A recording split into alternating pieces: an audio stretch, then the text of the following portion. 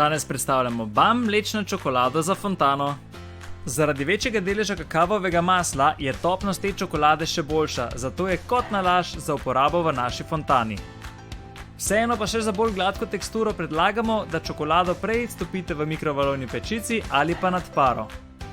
Ko je čokolada stopljena, jo prilijete v segreto čokoladno fontano. Nato samo prižgete čokoladno fontano in vaš čokoladni slap je že pripravljen za namakanje. Čokoladni fontani se odlično poda sveže sadje, na primer jabolko, jagode, banane, nektarine.